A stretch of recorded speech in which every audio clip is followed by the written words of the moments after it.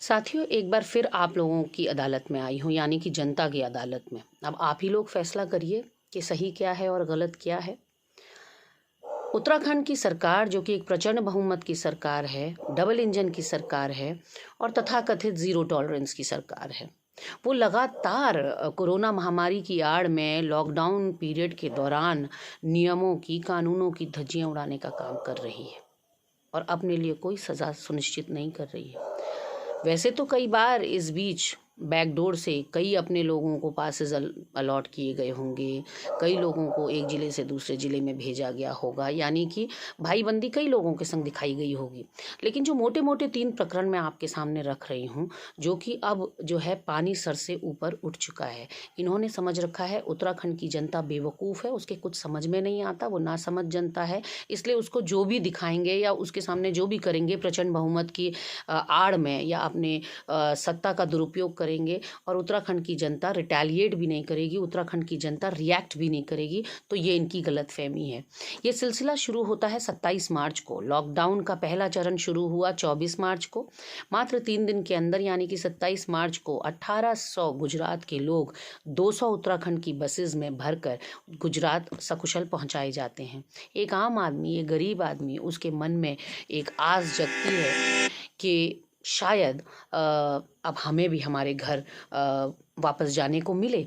लेकिन ऐसा कुछ नहीं होता और हमारी उत्तराखंड की सरकार 1 महीने तक कुंभकर्ण की नींद में सो जाती है और फिर गृह मंत्रालय से एक आदेश जारी होता है जिसमें कहा जाता है कि सभी लोगों को उनके प्रदेशों में वापस भेजा जाए।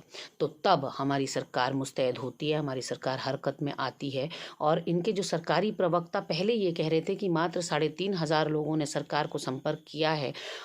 एक तरफ कांग्रेस पार्टी के संपर्क में 21,000 प्रवासी उत्तराखंडी थे, दूसरी तरफ मदन कौशिक जी का बयान, अधिकृत बयान है कि मात्र 3,500 बाहर के लोगों ने हमें संपर्क किया है। और आज जब ये हरकत में आए हैं, यानी कि इन्होंने पूरे लॉकडाउन के दौरान कोई सुध नहीं ली उत्तराखंडियों की, और अब गृह मंत्रालय के आदेश के बाद जब सुध लेना शुरू किया तो इनके सिस्टम हैंग हो रहे हैं, इनके सर्वर्स क्रैश हो रहे हैं और आज 1.5 लाख लोग इनको संपर्क कर चुके हैं वापस आने के लिए। और ऐसे में मुख्यमंत्री जी का दुखद बयान आता है कि सिर्फ जो लोग राहत शिविरों में हैं उनको वापस लाया जाएगा। तो कहीं ना कहीं मंशा वहां भी साफ नहीं दिखाई पड़ती। दूसरा प्रकरण है योगी आदित्यनाथ जी के पिताजी की जब मृत्यु होती है तो पौड़ी, उनके गृह जनपद में, शिव प्रकाश जी, जो कि एक बहुत ही रसूखदार व्यक्ति हैं भाजपा के और आरएसएस के। वैसे तो आम आदमी के लिए ये प्रावधान है कि आम आदमी की यदि मौत होती है तो अंत्येष्टि में उनके परिजनों का 20 लोग शामिल हो सकते हैं परिवार में। लेकिन यहाँ सारे नियम और कानून एक बार फिर ताक पर रखे जाते हैं, वीआईपी कल्चर अपनाया जाता है और शिव प्रकाश जी उत्तर प्रदेश यानी कि रेड जोन से पौड़ी यानी कि ग्रीन जोन आते हैं और लगभग अपने संग 60 से 70 अफसरों का, अधिकारियों का जखीरा लेकर आते हैं, लाव लश्कर लेकर आते हैं। तो आप सोच सकते हैं कि वहाँ पर भी एक गरीब आदमी गरीब रह जाता है और एक रसूखदार रह जाता है।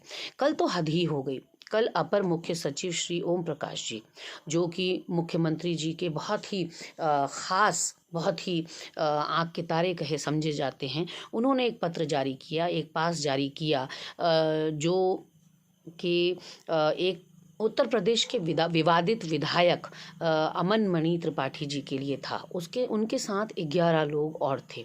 तो आप सोच सकते हैं कितनी गाड़ियां होंगी साथ में। और इनको जाना कहाँ था? इनको श्री बद्रीनाथ धाम जाना था। वो बद्रीनाथ धाम जिसके कपाट अभी खुले भी नहीं हैं, 15 मई को खुलने वाले हैं। तो आप सोच सकते हैं कि एक ज़िले से दूसरे ज़िले में ये ओम प्रकाश जी की चिट्ठी लेकर, उत्तर प्रदेश से संक्रमण लेकर कहाँ कहाँ पहुँचे होंगे। उसके बाद इनको कर्णप्रयाग में रोका जाता है और इन्होंने एक्सक्यूज़ ये दिया कि हम योगी जी के पिताजी के अस्थि विसर्जन के लिए जा रहे हैं, पिंडदान के लिए जा रहे हैं, जिसका खंडन आज योगी जी के भाई महेंद्र बिष्ट जी ने कर दिया कि हम 3 भाई हैं, हमें किसी बाहरी व्यक्ति की ज़रूरत पिंडदान के लिए या अस्थि विसर्जन के लिए क्यों पड़ने लगी। और योगी जी की तरफ से भी, उनके दफ्तर से भी अधिकृत बयान आया है कि हमारे नाम का खाली इस्तेमाल किया जा रहा है। तो आखिर ओम प्रकाश जी ने यह हरकत किसकी शह पर करी? ये कब से होने लगा कि ना आप संविधान को मानेंगे, ना आप नियम कानून को मानेंगे, कायदों को मानेंगे, और ठेंगा दिखा रहे हैं आप। आप लोग लॉ मेकर्स हैं, जो कानून बना रहे हैं, आप खुद ठेंगा दिखाएंगे और आम आदमियों को डंडा मारेंगे कानून तोड़ने पर। तो ये कहाँ, ये उल्टी गंगा बह रही है इस प्रदेश के अंदर। और ये निर्णय अब साथियों आपको लेना है कि सत्ता का गलत प्रयोग हो रहा है या नहीं हो रहा है। सत्ता के अहंकार में आकर न सिर्फ इनके नेता, जबकि अधिकारी भी, क्योंकि किसी को कुछ कहा ही नहीं जा रहा। मुख्यमंत्री जी तो अपने आवास तक सीमित हैं। वो तो मुझे लगता है कि आंख में पट्टी बांध कर और कान में रुई डालकर धृतराष्ट्र बन चुके हैं। उनको कोई लेना देना नहीं है प्रदेश में क्या चल रहा है।